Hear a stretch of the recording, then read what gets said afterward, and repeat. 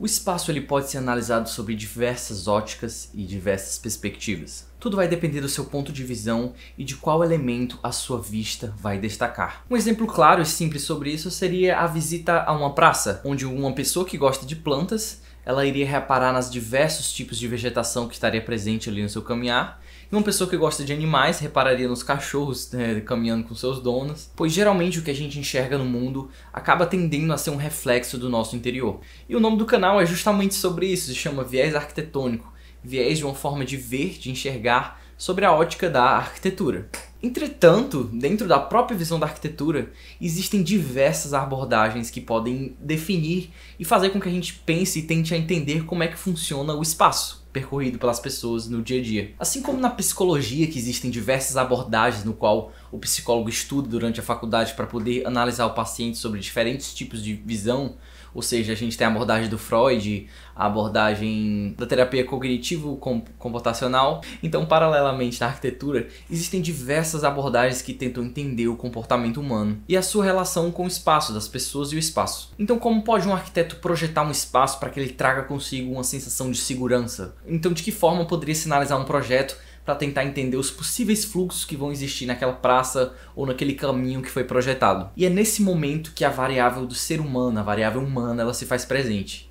E a partir disso é no campo da psicologia e da arquitetura eles se interligam e se interrelacionam entre si. Então no vídeo de hoje eu vou apresentar uma abordagem de estudo da arquitetura muito interessante que é chamada de sintaxe espacial. Que nada mais é uma abordagem que define a forma na qual o espaço ele vai interferir diretamente na sensação das pessoas e na interpretação delas do mundo ao seu redor. Pode parecer complexo, mas nesse vídeo a gente falar como as cidades elas formam seus espaços e focar principalmente nessa relação entre espaço e indivíduo. Então nesse vídeo iremos falar sobre o que é a sintaxe espacial, o surgimento dessa abordagem e de que forma ela pode ser útil para a abordagem e criar questionamentos para desenvolver um projeto ou gerar simplesmente uma ferramenta de análise de algum espaço que já existe. Mas antes de começar o vídeo, eu queria pedir para você se inscrever no canal. Se você gosta desse tipo de conteúdo e quer receber ainda mais conteúdo como esse, não se esquece de se inscrever e ativar as notificações para não perder mais nenhum vídeo do que a gente pode lançar. E me ajuda também no Não Fosse a divulgar esse conteúdo e tá sempre aqui postando e querendo aprender junto com vocês. Então, obrigado. Capítulo 1. O que é a sintaxe espacial?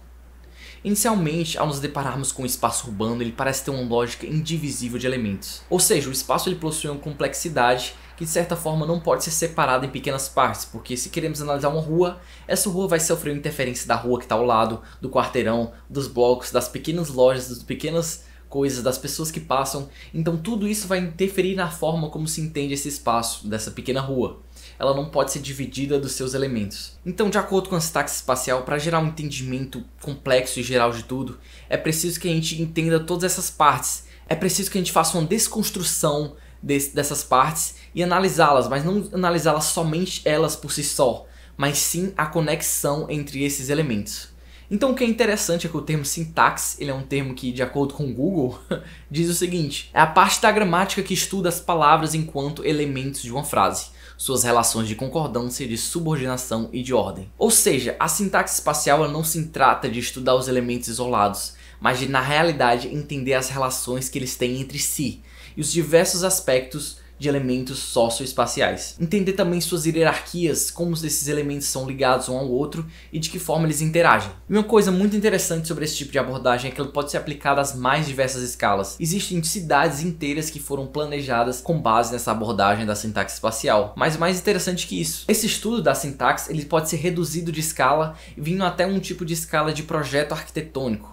Por exemplo, é muito comum que em bibliotecas e museus seja feito esse estudo das ligações entre os espaços, entre as suas partes e das suas conexões. Então todo esse estudo também está dentro do campo da sintaxe espacial. Mas indo assim até o íntimo da arquitetura, a gente pode entrar na sintaxe espacial dentro do projeto de uma residência, definindo quais cômodos vão ter certas conexões e de que forma é possível chegar de um espaço e até chegar ao outro, quantos passos foram necessários para chegar a esse ponto. Então, entender essas conexões de um espaço mínimo como de uma casa ou de uma residência que necessite talvez de um programa específico, talvez para um cliente específico. E dessa forma a gente pode entender que esse estudo ele pode ser muito abrangente. Mas antes da gente se aprofundar nessa forma de análise da sintaxe espacial por si só, vamos entender também um pouco sobre a sua invenção e como se deu o seu surgimento. Capítulo 2. O surgimento da sintaxe espacial.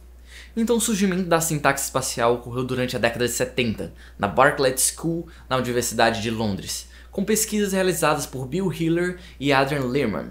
Isso foi o termo sintaxe espacial, ele surgiu somente em 1976 numa publicação intitulada de Space Syntax, Environment and Planning, de Hiller e Lehrman.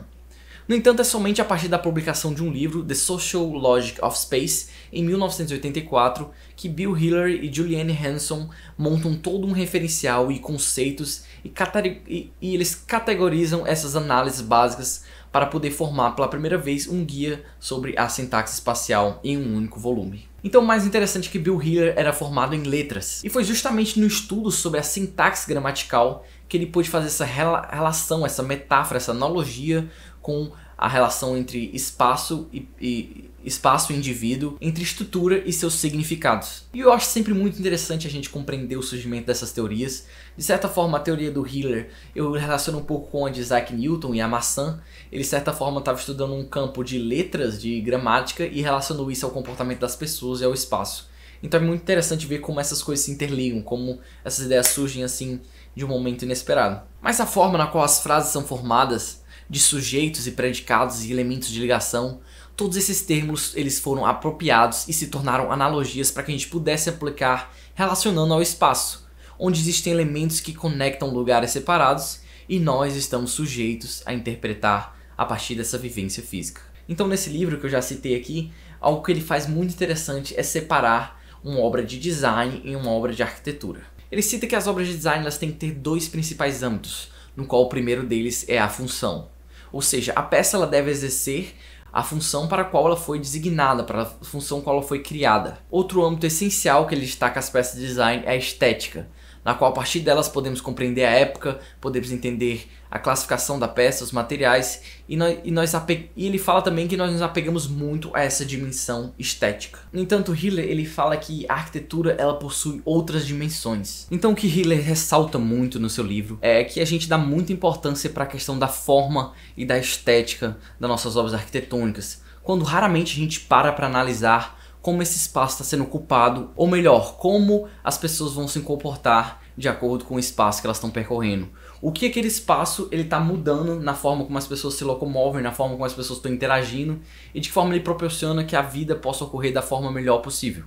Isso é uma das coisas que a gente menos analisa e é isso que ele critica no seu livro. Então existem diversos entendimentos e conceitos dentro da sintaxe espacial e não cabe em um vídeo eu conseguir assim explicar todos eles detalhadamente, mas sim fazer uma introdução para mostrar como ele funciona. Mas agora eu queria dar um exemplo de um desses conceitos para que eu pudesse dar um gosto de vocês, como vocês poderiam aplicar dentro de algum projeto ou pensar e abrir alguma discussão aqui nesse vídeo. Capítulo 3. Como aplicar isso dentro de um projeto? Um dos conceitos que ao longo dos anos foi incorporado dentro da teoria da sintaxe espacial é o conceito de isovistas. Esse conceito também é conhecido pelo nome de grafos de visibilidade, ou análise VGA. E ele funciona basicamente como um mapa que marca as áreas que possuem mais visibilidade, ou seja, campo de visão. E dentro desse mapa ele marca as áreas que possuem mais visibilidade e as áreas que possuem um campo de visão com menos visibilidade. E ao fazer uma diferenciação com cor, esse mapa, da mesma forma que você está vendo agora, ele define como cores mais claras para as áreas que possuem um campo de visão maior e as áreas escuras, locais que possuem um campo de visão menor. Então de que forma isso seria útil dentro de um projeto de arquitetura? De que forma essas informações elas podem influir ou mudar na forma como a gente se sente no espaço? Porque de acordo com a teoria, as áreas que possuem maior visibilidade elas passam uma sensação de maior segurança, enquanto as áreas que possuem menos visibilidade elas dão a sensação de mais insegurança. Então isso em espaços públicos, em áreas que você tenta transmitir uma sensação de segurança e de conexão visual, ela pode ser muito útil. Então nesse projeto, o exemplo que eu vou mostrar para vocês, é um projeto da faculdade que o desafio era a gente fazer uma habitação de interesse social no centro da cidade de Fortaleza, Ceará. E o centro de Fortaleza, assim como o centro de muitas capitais brasileiras, ele está sofrendo um certo processo de abandono. O uso do centro ele se tornou principalmente comercial, ou seja, basicamente durante o período do dia está funcionando com os comércios abertos, enquanto no período da noite todas as lojas fecham e fica completamente vazio e inóspito o espaço do centro. Então o projeto ele faz parte de uma iniciativa de movimento de retomada do centro, e o conceito de sintaxe espacial se encaixa bem para poder entender quais pontos do projeto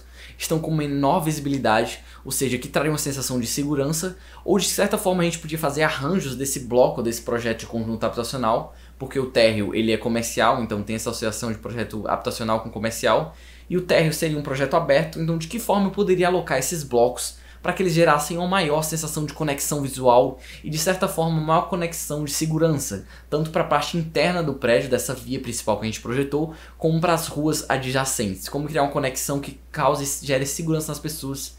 E a sintaxe espacial é justamente esse elemento chave. É preciso explicar também como funciona o conceito dessa isovista. Então de forma simples eu vou desenhar mostrando como ele calcula a visibilidade de cada um desses pontos. Então basicamente é escolhido um ponto específico dentro do terreno, que seria a vista do observador. E a partir desse ponto são traçando linhas que seguem um princípio assim de perspectivas. Você traça essa linha até que ele encontre algo que impeça a sua visão. E a partir disso é delimitado um polyline, uma linha, um contorno com base em toda essa área. E a partir de toda essa área circulada e marcada, definida pelos pontos de vistas traçados dessa perspectiva daquele determinado ponto, ele gera essa área. E ao pôr em uma escala de quais pontos tem mais área e quais pontos tem menos, ele gera essa escala de cor e assim ele consegue delimitar quais áreas estão com mais visibilidade e quais áreas estão menos visibilidade. Então isso explica a coloração do mapa. E para realizar isso eu utilizei um software que é o Rhino Grasshopper para poder gerar essa simulação em que eu pudesse variar. Então eu estou mostrando aqui bem rápido como ele funciona e estou explicando aí para vocês. E o mais interessante disso tudo é que a gente consegue trazer e quantificar esses elementos que na teoria seriam incontáveis. Por exemplo, você não pode dizer pela metragem que esse projeto está dando uma sensação de segurança. Mas a partir da sintaxe espacial a gente pode quantificar e de certa forma trazer para o debate esses pontos, essas discussões. Então foi isso que eu achei mais interessante nessa teoria. Capítulo 4. Os contrapontos da teoria. Existem alguns contrapontos que criticam essa teoria, principalmente na forma como ela relaciona os aspectos físicos aos subjetivos, que seria bem mais complexo do que um entendimento básico, como eu falei no começo, como eu falei um pouco antes aqui no vídeo. Então eu vou deixar para vocês uma leitura, que é esse texto do artigo do Vitruvius, que é um blog com postagens muito interessantes sobre arquitetura, e ele fala sobre o que não é a sintaxe espacial. Então ele traz muito essa discussão de algumas críticas e eu achei muito importante deixar para que vocês também vissem o contraponto dessa teoria, caso queiram se aprofundar mais. Então eu também vou deixar aqui abaixo na descrição o link do site da Bartlett School, que é a Universidade de Londres, que foi onde foi criada essa teoria. E lá está um site oficial que divulga muitos conteúdos e muitas explicações sobre essa. Eu dei uma olhada no site, é muito interessante. Então se você quer aprender mais, ler um pouco mais essas abordagens, além do livro e da descrição bibliográfica que eu estou deixando aqui, vocês também vão lá dar uma olhada nesse site, que ele é muito legal para poder entender e ver outros conceitos, outras ideias que eles divulgam. Então obrigado a você que chegou até aqui nesse vídeo. Eu queria pedir para você dar o gostei, e se você não se inscreveu ainda, se inscreva no canal para receber mais conteúdo como esse. E também me ajuda a divulgar, envie esse vídeo para algum amigo seu que você acha que ia se interessar pelo tema, e me ajuda a divulgar e fazer com que esse canal seja ainda mais crescendo. Então no momento exato aqui, a gente está quase chegando a 700 inscritos, eu espero que quando esse vídeo postar ele já chegue e atinja essa meta. E é isso aí pessoal, muito obrigado por ter assistido o vídeo até aqui, me ajuda a divulgar, não se esqueça de se inscrever e seguir também a gente em todas as outras redes sociais. Eu tô postando muito conteúdo no Instagram, no LinkedIn, tem todos esses links aqui abaixo.